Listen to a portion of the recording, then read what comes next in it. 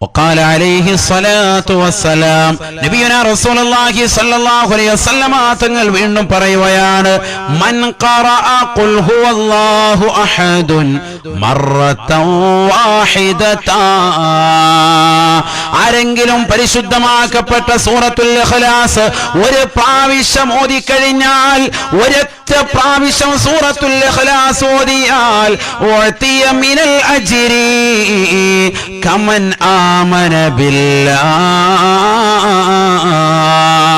അവൻ അല്ലാഹു നൽകുന്ന പ്രതിഫലം അല്ലാഹുവിനെ കൊണ്ട് വിശ്വസിച്ചതാകുന്ന കോടാനു കോടി ജനങ്ങൾക്ക് അമൽ ചെയ്തതാകുന്ന സർവ്വ പ്രതിഫലവും അല്ലാഹു അവന്റെ അക്കൗണ്ടിലേക്ക് രേഖപ്പെടുത്തുമേ. അഥവാ അല്ലാഹുവിനെ കൊണ്ട് വിശ്വസിച്ചവരുടെ എണ്ണം കണ്ടുകൊണ്ട് അല്ലാഹു ഇവന് നന്മകൾ രേഖപ്പെടുത്തുകയാണ്. തീർന്നില്ല വമലായികതിഹി അല്ലാഹുവിന്റെ മലക്കുകളുടെ എണ്ണം കണ്ടുകൊണ്ടുള്ള പ്രതിഫലം ഒരൊറ്റ സൂറത്തുൽ ഇഖ്ലാസ് ഓതുന്നവന് അല്ലാഹു നൽകുമേ എന്നും ഹബീബുനാ റസൂലുള്ളാഹി. തീർന്നില്ല വകുതുബിഹി വറുസുലിഹി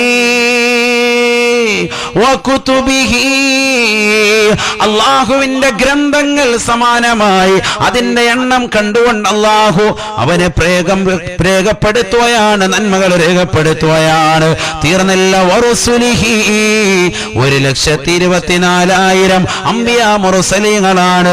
അവരുടെ എണ്ണം കണ്ടുകൊണ്ടും അല്ലാഹു ഇവന്റെ അക്കൗണ്ടിലേക്ക് നന്മകൾ രേഖപ്പെടുത്തുമേ എന്നും ഹബീബുനാ റസൂലുള്ളാഹി. തീർന്നില്ല വഉഅതിയ മിനൽ അജ്രി മിസ്ല മിഅതി ഷഹീദാ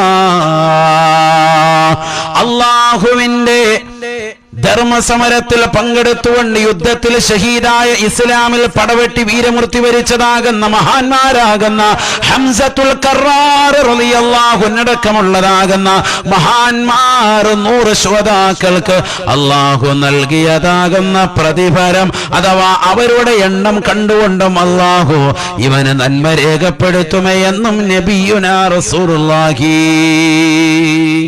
മാഷാ അല്ലാഹ്. എത്രയാ എണ്ണം. അതുകൊണ്ടാണ് സ്വഹാബത്ത് ഇത് ഏറ്റെടുത്തത്. അതുകൊണ്ടാണ് മുൻഗാമികൾ ഇത് ധാരാളം ചൊല്ലിത്തീർത്തത്.